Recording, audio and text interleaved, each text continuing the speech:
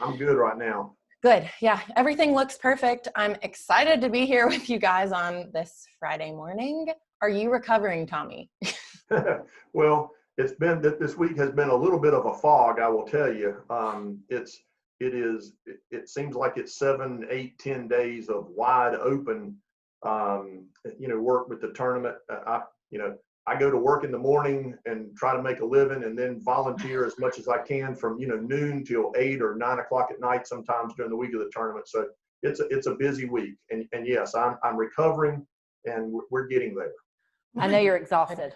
I know. I'm exhausted, Tommy. You're looking sharp. You are. Thank you. And it's exhausting. It was a great week, though, y'all. I mean, it Good. really was, and that's the big thing. And the Big Rock it was just right this year. We had a great week, a great tournament, and I tell people all the time, I'm really excited when it starts, and I'm really happy when it's over. But when it ends, you're kind of going along at this real high, fever pitch, and then it's just like, whew, and it's over. So you have to recover from that too. You're on it. Your adrenaline is running, and there's a lot going on, and it just and it stops, and you have to recover from that too. So. Right. Goodness. That makes perfect sense. Well, Mary Cheatham, before we get too far into it, will you introduce our special guest for today? Absolutely. I'd love to. So guys, we are thrilled to have Tommy Bennett here with us today. So Tommy Bennett takes incredible care of our clients on the insurance front by day. And then by evening, as he just said, he's the chairman of the Big Rock Charities Committee. So I wanted to make sure that I got that right, because essentially that Tommy helps to manage when grant requests come in from folks who would like to request money from the Big Rock. The Big Rock, a lot of people I think don't realize that it has a very big charitable arm. And so that's one of the things we wanted to talk to Tommy about, was to kind of learn about that process and who the recipients are of these funds that come in and how they benefit. And then also we wanted to talk a little bit about kind of what goes on behind the scenes at the Big Rock. So I know this year was such an interesting one, guys, because, it almost didn't happen, right, Tommy? Yeah, and I think there are several stories, MC, about the tournament. You look 120 days ago, and we have this notion that we might not have a tournament at all. Right. The tournament, we've just got great leadership and dedicated people on our board. I mean, I can't say enough about the 18 board members who just live and breathe the tournament and really have the tournament's best interest at heart. We did any number of pro forma projections based on a reduced number of boats, no parties, things of that nature. And we got to a point where we said, we really need to have a tournament. And we really kept up to date with what was going on locally with legislation, regionally, from the governor's office with legislation and executive orders, and got to a point where we felt very comfortable having a tournament. Last year we had 175, 180 boats. We'd have been really happy if 80 to 100 showed up. I mean, we would have been overjoyed. Right. And as it turns out, we had 205 boats this year. It's unbelievable. Tournament record is 220. So, at the end of the week, I should say, we're just overjoyed with what happened. And the tournament has such a huge reach locally. I mean, so many businesses, y'all know, on the Morehead City waterfront, are all over the county, Beaufort, Emerald Isle, Atlantic Beach, where my office is. So many businesses rely on these 200 boats and their families coming to town for a week. It's a huge economic shot in the arm. But the other far-reaching aspect of it is that we got messages from other tournament competitors, Tommy or Big Rock. Y'all have saved the sport fishing tournament season for 2020, and I think people really appreciated it. And they wanted to do something. They wanted to fish in a tournament. They wanted to go fishing, and by golly, they did in a big, big way. And Morehead City and Carter County is the ultimate recipient of that. Absolutely. I think that's so interesting. So when you heard that from other tournaments, is that because you guys are the first in terms of the tournament season, and so you've set the tone now because you've done it? Well, we're not really the first. We're kind of in the middle of the tournament season, actually. And you kind of think a lot of them, a lot of our tournament competitors come from South Carolina. They come from Virginia. They come from farther up north, up to Rhode Island, perhaps. And they're all shut down. The Division of Marine Fisheries in South Carolina said no tournaments in South Carolina. Okay. Virginia right now, I believe, is still shut down. So we were able to look at the tournament and say, how do we really comply with executive orders from the governor? No gatherings of more than 25 people, stay 6 feet apart, wear a face mask. And we figured out a way to do that. A boat comes to Morehead and goes fishing 60 miles offshore. That's the ultimate social distancing. Right. Right. You're fishing with your friends, with people and you're 60 miles offshore. Perfect social distancing. So we had great cooperation from the town, and ultimately it just worked out very, very well. Our weigh station was confined, and we let only a few people in there. They were all wearing masks.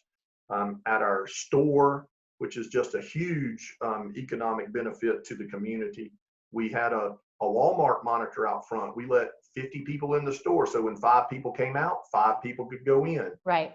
And there was a line down Evans Street, Mary Cheatham, of people trying to get in all week long to buy Big Rock stuff. And so it just really worked out well, and people responded. There was a lot of pent-up demand. You're seeing that in your business. People wanted to do something. They wanted to do something positive. They couldn't fish in South Carolina. They couldn't fish in Virginia. So by golly, they came here. I think that's so incredible. Question, but that's really what happened. Yeah, I love that. I think that's so incredible. And I do want to say that Sally King has her new Big Rock T-shirt, and Walter has a water bottle. So we supported. We came out. We came out. But I love that. Which is great. And we need to talk about the charity thing. And I'll I know you're going to ask that question. Yeah. You mentioned it from a charitable standpoint. The tournament does raise an awful lot of money. One of the ways we do that is through our retail operation. Yeah.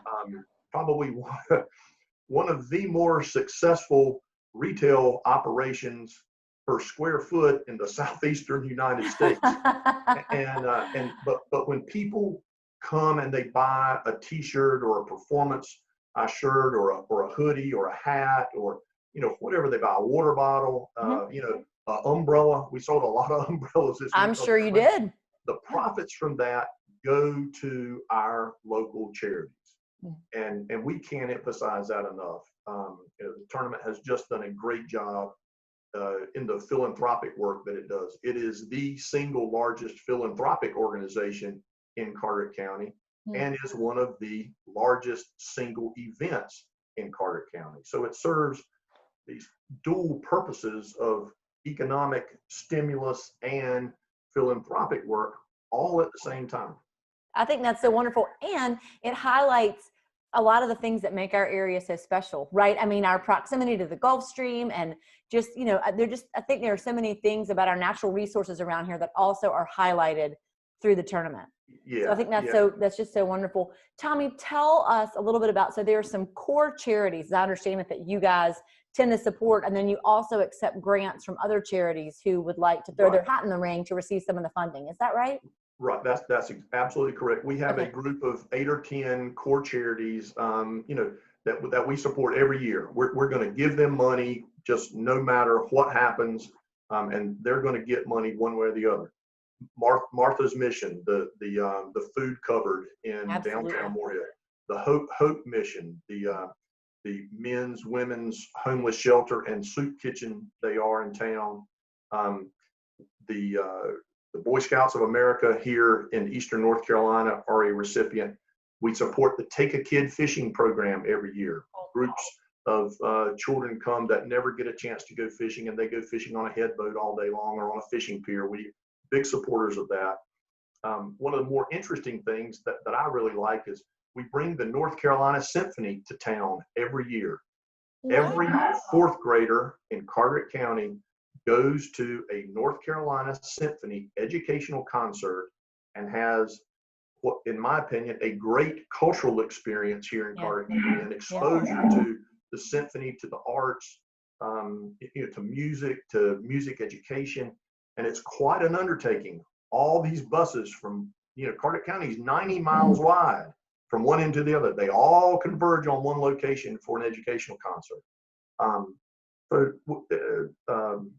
Groups like that, I've got a list, and I can go find it somewhere. Right, but yeah, there is a group of core charities, and we're delighted to support them every year.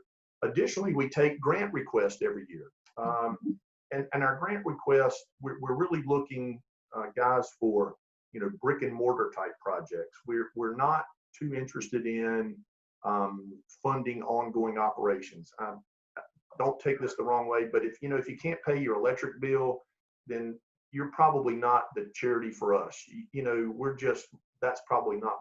That's not like capital campaigns.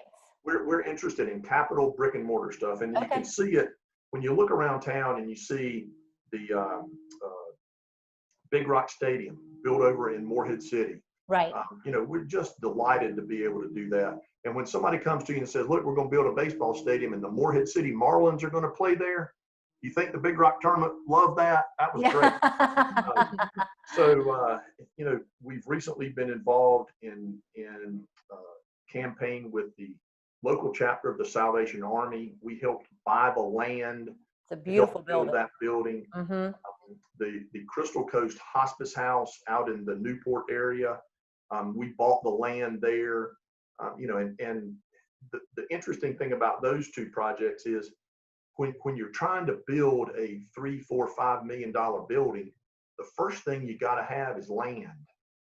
And so when you're able to buy the land, you have immediate credibility. And so the tournament has, helped those two organizations buy the land, jump-started those two campaigns, and they very successfully done and wonderful additions to our community. No kidding. The other big project that comes to mind right off the bat is the Carteret County Domestic Violence Center. Mm-hmm. And the house was in just absolute disrepair. And the tournament came in and partnered with 2 or 3 folks. And of course, MC, you were involved in that. I mean, we had a 90-day fundraising campaign. We went from $0 to $1 million in 90 days. Wow. And Clancy and Thays came in and built the building in 90 days. And boom, that was done. That was the fastest turnaround. That was the most amazing thing. That was incredible. But I know you guys felt great that you were able to be a part of that also. I mean, what wonderful, tangible assets that serve our community that you guys have jump-started, just as you said, and had a hand in getting off the ground. That's incredible. And I'll tell you, I say it every year, when the tournament gets together, there are 2 meetings that are really fun, other than the lead up to the tournament. Is we get together and we say, okay, we've got X number of dollars to give away. And that number has been growing exponentially every year, following the success of the tournament. Right. And that's very exciting when you sit down and you say, gosh, 30 years ago, we were giving away $25,000. And now we're talking about able to give away $750,000, $800,000, $850,000 a year. That is an exciting time for the tournament. And the next most exciting meeting is when we come back and say, this is who we're going to give it to. Oh, man. And it's heartwarming. It's exciting. It's humbling to the board members.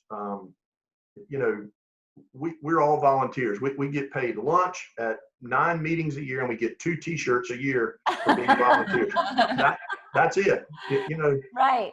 So it's very gratifying at the end of the year when that all comes together. So the tournament is about innovation, it's about conservation, and it's about charity, but charity is first. And that's really what it comes down to. I think that's so incredible. And I love hearing it explained in that way. So thank you for taking the time to do that. Yeah, I mean, I think a lot of people are aware, but I think there are plenty of people that aren't, that's, we all get so caught up in the fishing and the weigh-ins and the excitement that, you don't think about the positive impacts and the reverberations that keep going in our community. Here's a couple of examples of really how it ultimately is supposed to work. Our winner last year on board the Top Dog, being the 61st tournament, he caught a tournament record 914-pound blue marlin, won a whole boatload of money. He came back this year and made a charitable contribution to the Big Rock Foundation out of his winnings from last year. Now that is the ideal situation where the guys are fishing in your tournament because they love to fish. They want a chance to win, $1 million, but they're also so civic minded that they'll bring their boat back to Morehead City and have a press conference and present a check to the tournament. Awesome. That is a win-win-and-win situation. I think you're right. But also the other thing about that you didn't mention, Tommy, is doesn't that speak volumes for you guys, for you and your fellow board members as stewards of this money, that's where he would choose to make the donation because he has such faith in the fact that money is going to go towards the right projects and the right people that need it the most. So that's really an incredible part of that too. It's obvious. Yeah, absolutely. It's very flattering. Yeah, very, that's very incredible. Flattering. Well, I love that. And I think, obviously we are all well aware that the big story from the Big Rock this year was the GOAT being here. We all loved having Michael Jordan in town. I heard you say GOAT, Mary. The GOAT was here.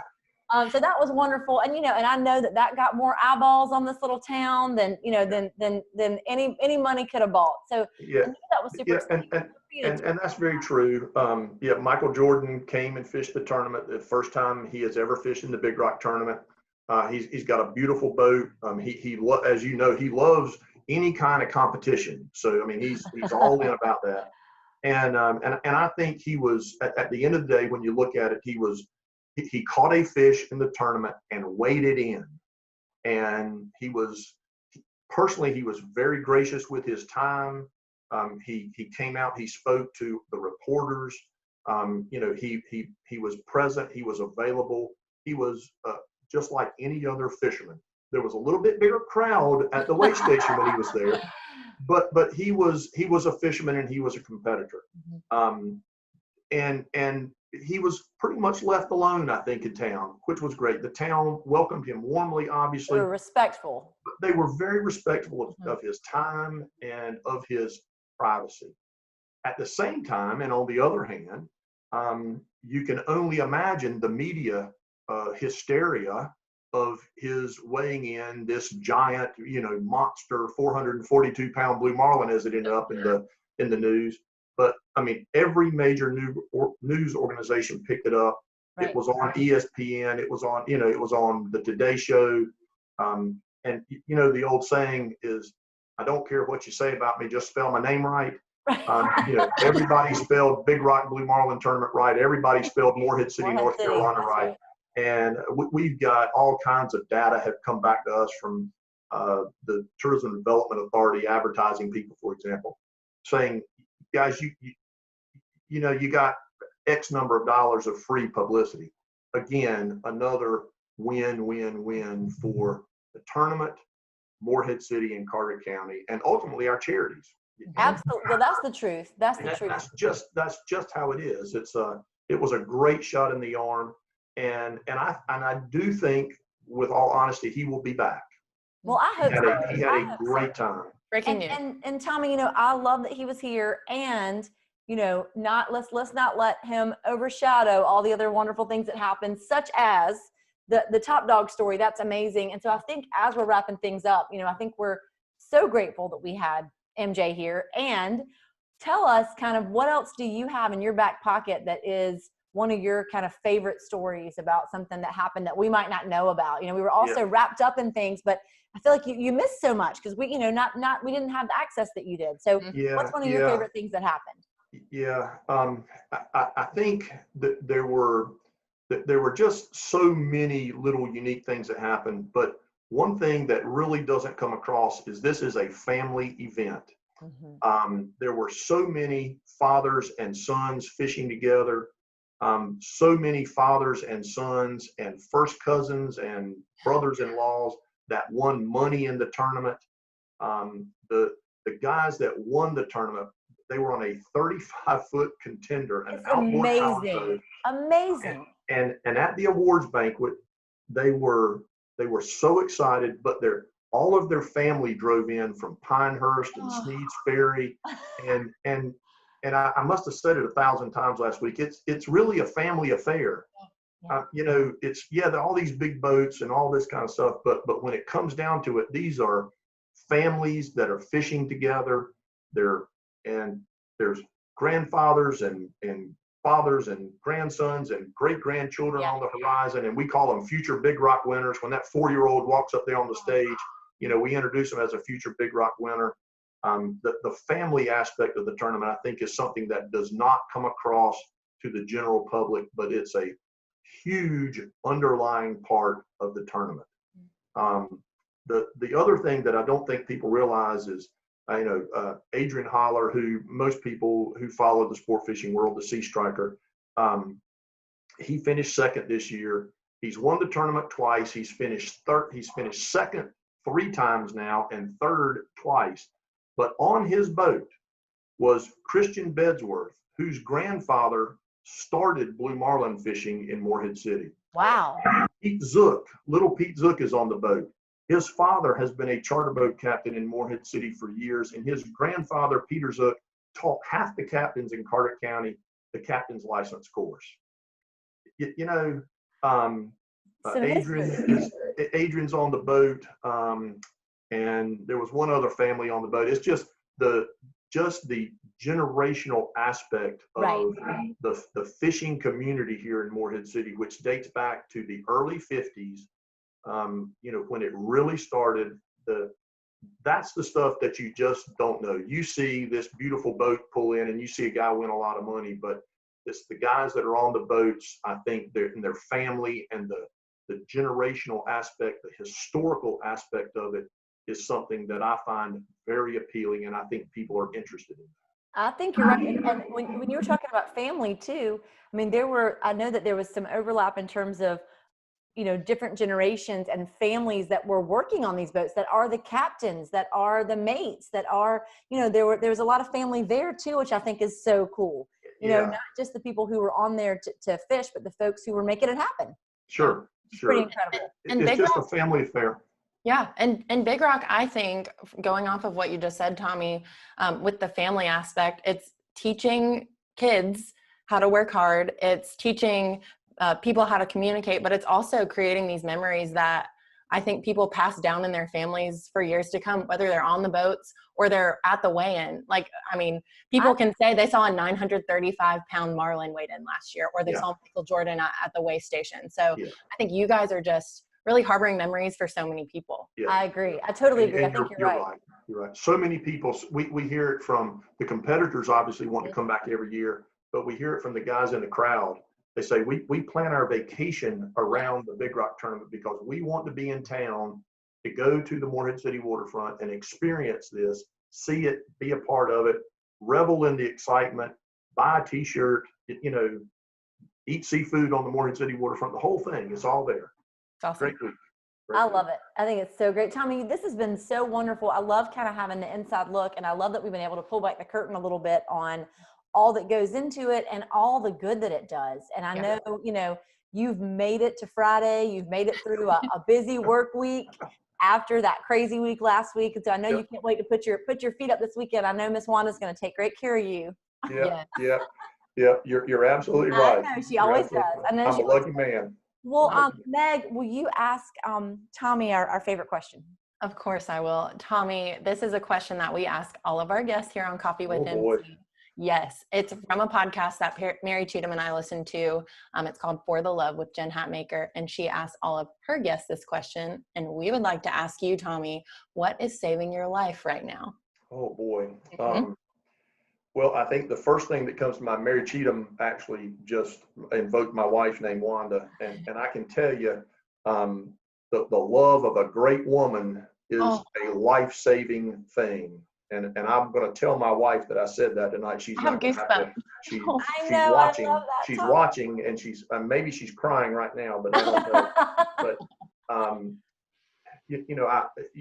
I'm glad Mary Cheatham brought it up because the hours are long during the week, and if I called Wanda and said, "Honey, I'm not going to be home until 8:30," no problem. I'm going to be at work. When you get home, we'll eat dinner.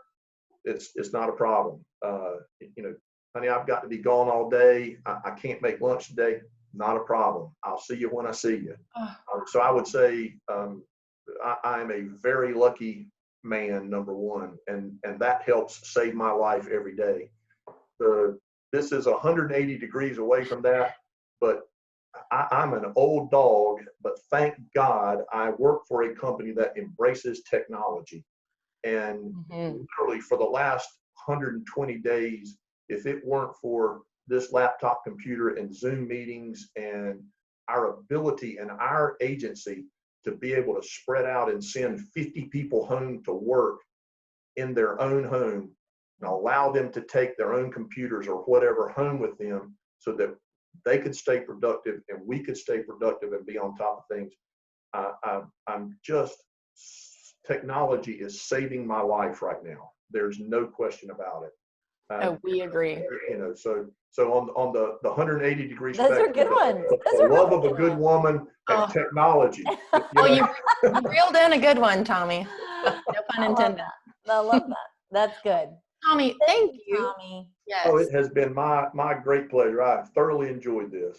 Good. Well, get some rest this weekend, please. Absolutely. Okay. Trust me, I will.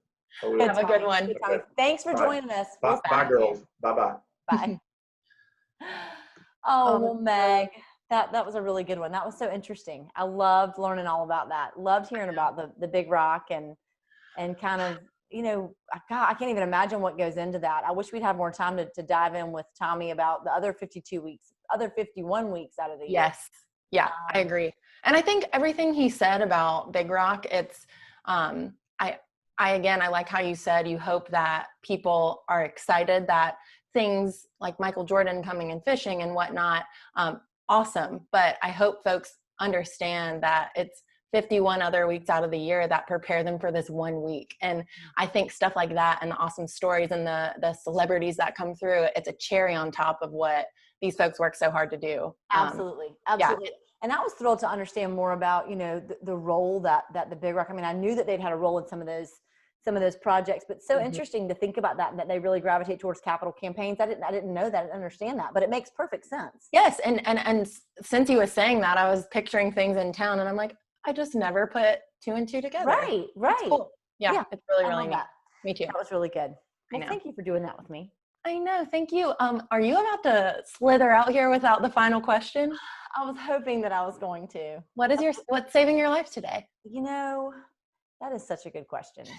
I actually will say, you know, I think that what's really been saving my life this week is, again, I'm going to piggyback on Tommy and I'm going to say the technology piece, because as we are all still working from home on our team, it's just been so wonderful to feel connected with you guys and to be able to be on our morning Zooms and to, you know, kind of be able to catch up with everybody and still have our team meetings and all that kind of thing, because, you know, it's been, I mean, you know, I know we are all so grateful, and we're grateful on behalf of all of our clients who are able to buy and sell and do all the things they're doing. It's a busy time. It's a busy time, I think, for a lot of people, which aren't we so grateful. And so I'm just glad that we have the ability to still be able to stay connected. Me too.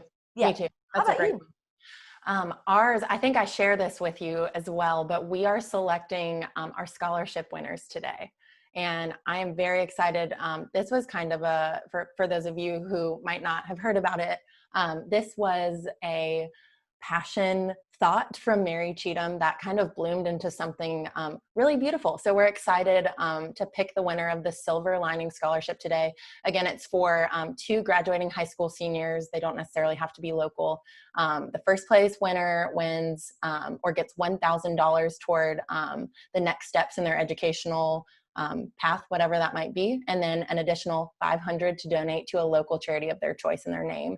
And then second place is a $500 scholarship, and the same thing with the charity donation. So I just really, it gives me goosebumps thinking about that. That's something that we were on a Zoom call, speaking of technology, and Mary Cheatham was just like, I really think we should do this. We're like 100%. So thank you for this really sweet idea, and something that we're really excited to do through our MC Carey Gives initiative. I'm excited. And, you know, I think the thing I'm the most excited about is that those 2 kids will get to choose a charity to donate to. And so they'll get to have that feeling of doing good for somebody else, which I just think that's something that they're going to want more of. Right. And so I think, and to be sure, I'm sure that they've done plenty for others in the past. I just think that feeling of being able to choose someone and just, and just, There you go. I think that'll be a really good.